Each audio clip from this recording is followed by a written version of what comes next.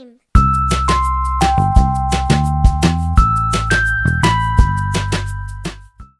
Chapter 80, The Beautiful Glitch.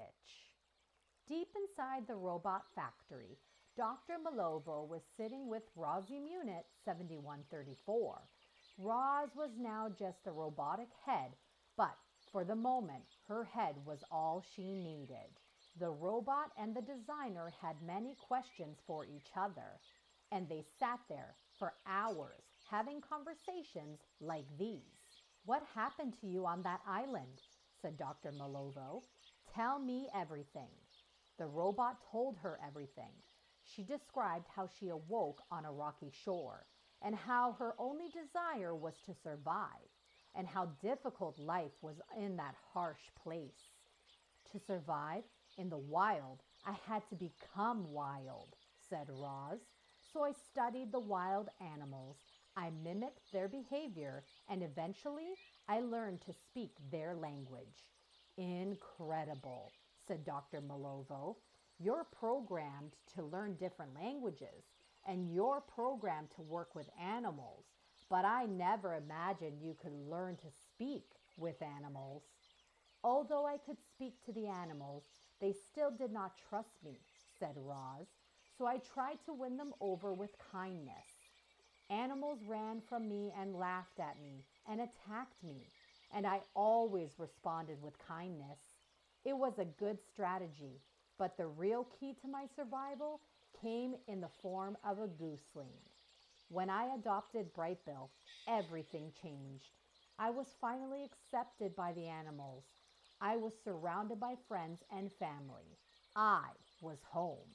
"Am I the only wild robot?" said Roz. "I don't know," said Dr. Malovo. "Many defective robots have been returned over the years. It's possible some were like you until we destroyed them." "Will you destroy me?" The woman sighed. "Roz, people are afraid of you.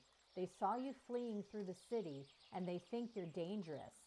They want to know the danger is gone, and so when we're finished speaking, I will have to destroy you." "I am not dangerous," said the robot. "That part of my programming had never failed. Even if I wanted to be violent, I could not." "Have you ever wanted to be violent?"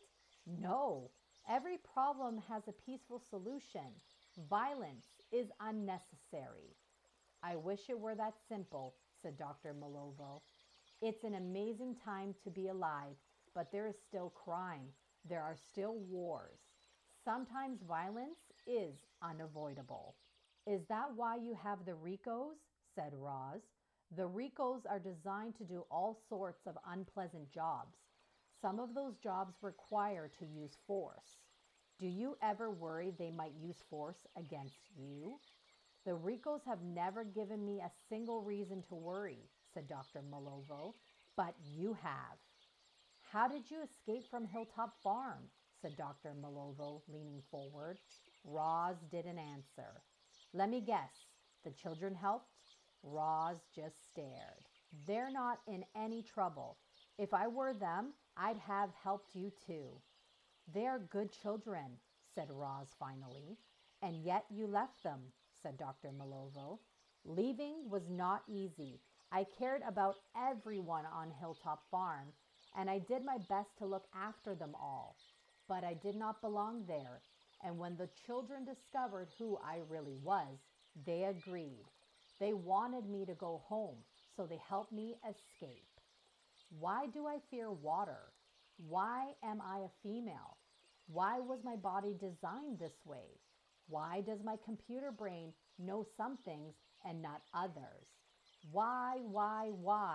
Dr. Malovo laughed. "Why do you need all the answers?" "You programmed me to learn," said Roz. "I am simply trying to learn about myself." The woman shifted in her seat. "Those questions are more complicated than you realize. There are countless little considerations that go into designing any robot. I have to determine the robot's size and strength and appearance. I have to give the robot the proper programming and computer brain. I have to predict how people will react to the robot. I have to imagine everything that could possibly go wrong. But all my decisions are guided by a single question. What is the robot's purpose?